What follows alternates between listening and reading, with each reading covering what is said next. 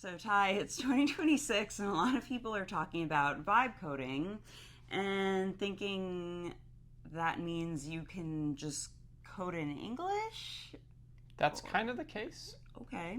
So, a lot of the AI has come a long way in the past couple of years where now people can just ask for something to be built, whether it's an app or a game or just some idea they had.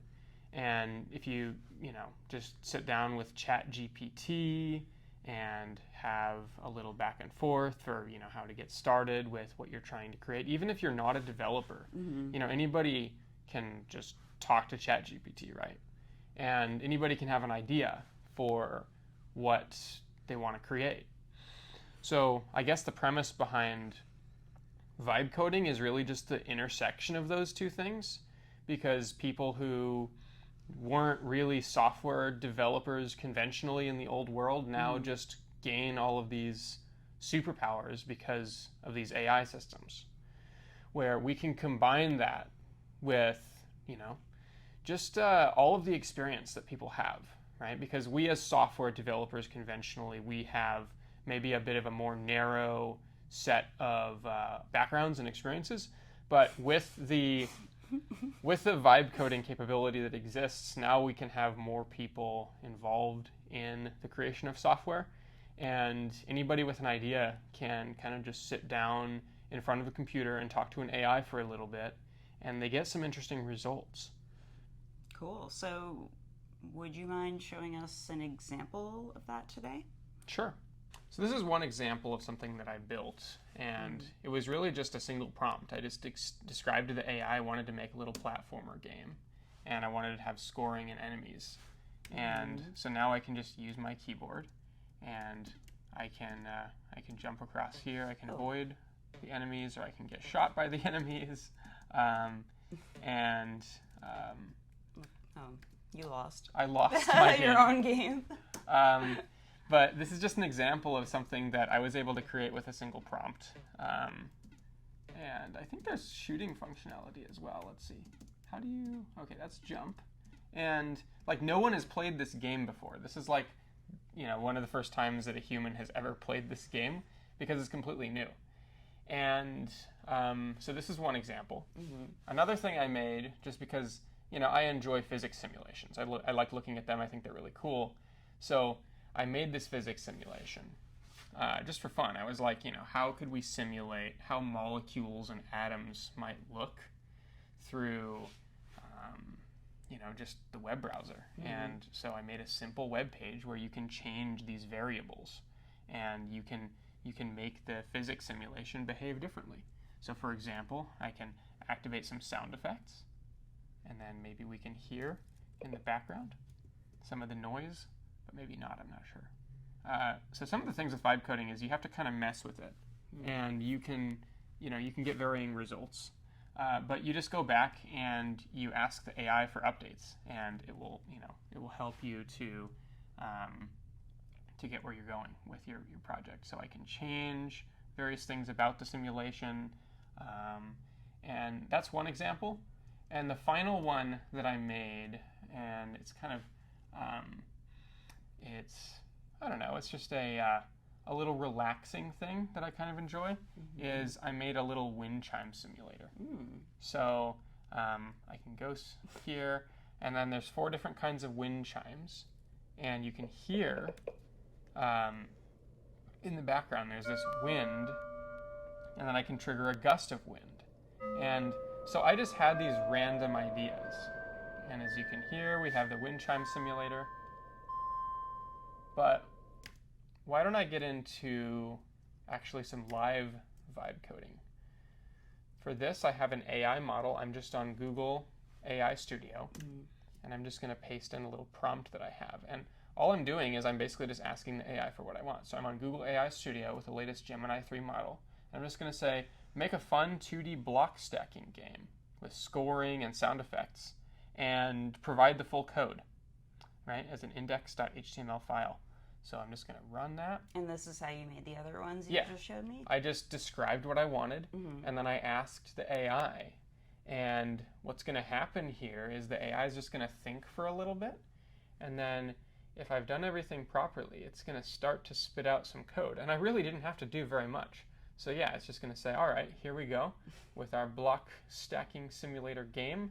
And we can see exactly what the AI is telling us about this game. And the code just gets generated. So in order to run this, we're just going to wait for the AI to finish writing this game. And AIs are much faster than humans at writing stuff. So in the old world, you'd have to go and pay a developer in order to build something. But now you can just describe exactly what you want, and an AI will build it right on the fly.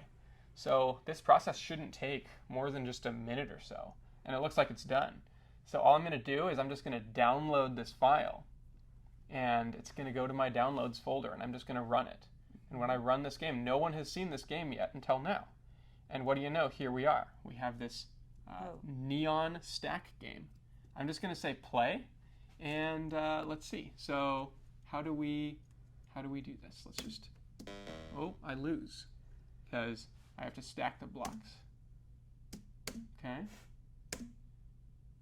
And I just have to build a tower out of blocks. And if I can build the tower really high, I lose. Oh. So my score is 14. Wow. And let's see if I can play again.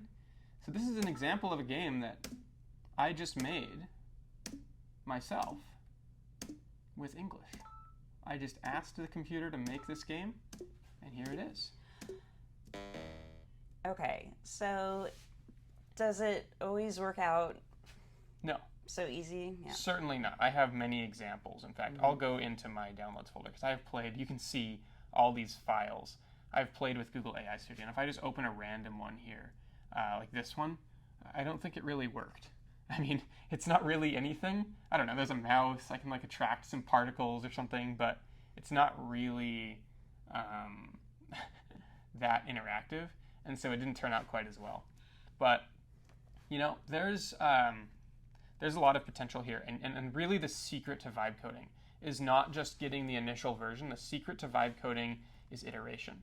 So, you can start with, see, this is an example of a simulation that didn't go quite so well, right?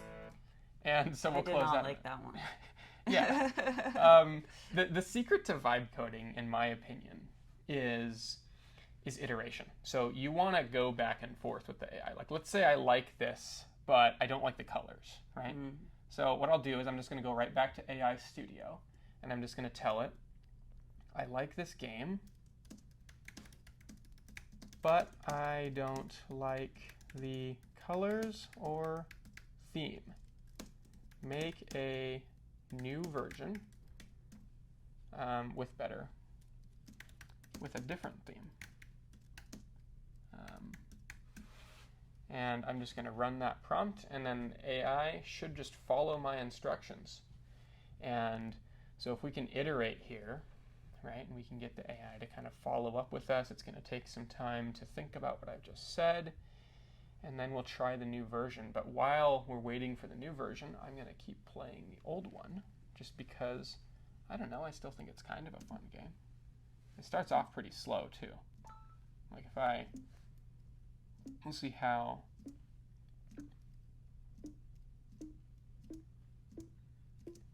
Okay. And I got 13 points that time. I'll play one more round and then I'll check up on the AI. So this game, no one has, again, maybe similar games exist, right? We're just building a block stacking game. But now I'm going to go back and I'm going to scroll down just to make sure, and it looks like the AI is still actually working on the new version. So we'll go ahead and wait for it to finish, but it shouldn't be much longer because normally it's just a minute or two until the AI is done. And what do you know? There it is. So let's just download this new version and we'll see if it has updated colors or theme. And completely different colors, completely different theme. Let's get started. So different sounds too. So the AI listened to my feedback. Now I have better colors, and there's better sounds too. I didn't even ask for the better sounds. It just changed the sounds because I said to change the theme as well. Mm-hmm. So this is just one example of what vibe coding can be good for. But I think beyond just building random fun games in your free time, I think vibe coding is actually really good for business because it means that more people can build software, so that reduces the cost of software. It means that people who are experts at building software can spend more of their time focusing on really complex problems, while a lot of the more basic use cases can be built by more average people, right? Maybe someone has some basic design experience, or maybe they have some basic code experience. Now they have a lot more power to focus on getting done what they want to get done and focusing less on just wrestling with the computer. Do you ever go into the code it's written and change it yourself? Yeah, exactly. Yeah, that's the thing that happens, all the time. I mean, there are some people out there who can't code at all. And for them, obviously they don't have the ability to do that. But someone who does understand whatever language or system the AI has used to build your app, right? Obviously they can go in there and they can change the code and they can make it custom, right? So I could go in and manually edit some of this code and I could modify it if I wanted to change anything about how this game works, right? And I could do that just myself. Or if I didn't know how, or if I didn't want to do that, I could just have the AI do it for me. What's the most advanced thing you've designed using vibe coding?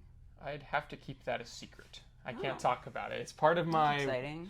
It's a new research project, and it's very advanced. It's actually related to Bitcoin and blockchain scripting, so creating smart contracts on the blockchain. And there's some new, very high-level capabilities that we're working on to make it much easier for people to write those kinds of smart contracts. And details to come about that. Cool. Should software developers be worried about their jobs? Yeah, if you're a software dev right now, I would hit the panic button, but I would also learn all these tools because there's not going to be a need for as many software developers in the future, in my opinion, because anybody can just code up a game in 30 seconds if they want to play a game. So, what does that mean for people who make a living like creating games? It's like I can just make a custom game right now, and I think anybody can do that, right? Like it's just a matter of time before those tools are more widely available. There's systems like Lovable, which is a platform for easily putting your vibe coded stuff right onto the internet, even if you don't know how to code at all. And that's just the very beginning of this. So software developers who want to remain relevant and keep being software developers, they're going to have to get really great at vibe coding, but also using AI to do more advanced agentic coding workflows. So things like automating processes that would have been done manually by humans within businesses, and things like developing a high-level understanding of not only software engineering, but also the software architecture. So like how do the components of the software actually work together to deliver value at the level of business and enterprise and stuff like that. If people want to level up their career, becoming a software architect, right? That's the next level, and I think that's going to be a little bit harder for our AI chatbot friends to replace. Okay, so become a software architect. Well, just if you're currently a developer. Yeah, like think at a high level. Say their job. If you want to stay relevant as a developer, you're going to have to think at a very high level about how you yourself can be solely responsible on a team and kind of own the process of mapping high-level business objectives and value creation within a company onto all of the components and systems and interactions that are required within that business's technology deployment in order to keep those things maintained and relevant and efficient. And if you do that, then you're kind of acting more like an executive, but you're doing so in a way that is much harder to replace than a simple front-end user interface developer or graphic designer who is no longer required when someone can easily just generate images or videos or entire 3D worlds with, the click of a mouse and typing a few words into a chatbot interface. Cool. So last week, I believe, Kurt Woodward Jr. tweeted that everyone should be vibe coding apps for BSV. What do you think about that? Yeah, certainly. People can use ChatGPT. People can use, there's actually a new vibe coding app that came out recently, and it's called Codex by OpenAI. And if you have a Mac, you can actually just download it and run it right on your computer. And even if you don't know how to write code, you can ask it to use, BSV and MetaNet technologies. You can ask it to use like overlay, blockchain technologies, BRC100, and you can tell the AI these important keywords in conjunction with what you want to build. And it'll actually look up all the documentation and it'll learn how to do that stuff right on the fly. And it'll integrate the BSV blockchain, micropayments, and MetaNet technologies right into your apps. Ty, let's say you are a developer going through the MetaNet Academy. Does that make the MetaNet Academy irrelevant, or could this be useful in any way? I think the MetaNet Academy is a useful place for devs to learn pretty irreplaceable skills. Even in the age of AI, blockchain is a new paradigm, and there's a lot of devs out there who would like to, check out how to build things that empower people and allow them to get compensated fairly for the time they spend on these digital platforms, right? Versus selling all of their data to advertisers in the attention economy. And so there's a lot of concepts and things like that at a high level that devs can learn, but even non-technical people can use AI tools as part of their MetaNet Academy journey in order to complete some of the more technical hands-on labs associated with these concepts. And, if people go through that and still become competent at delivering value using these technologies, then our instructors have been tasked with, we're not going to discriminate. If you use AI in your submission, but your submission still meets the requirements. Obviously, you have to be creative as part of your solution, and you still have to be original and authentic, and you can't just copy and paste something you found on the internet from someone else. But if you're able to integrate AI into your workflow as a developer, we think that's going to be very powerful into the future, and it might even create more opportunities for more people to be a part of MetaNet Academy, even if they don't have quite as much previous coding experience. Overall, at least at this point in time and in the near future, would you be better off using AI and understanding a coding language, or more than one? I would recommend at least having some basic familiarity with front-end coding languages like JavaScript or TypeScript. And that's just a good foundation to have so that if you do need to make some edits in some of your code, that you're going to have the ability to do that. But AI is also a great tool for learning how to code because you can have the AI quiz you about coding concepts. And that's another way that developers, new or aspiring developers, can just become more powerful than they could before.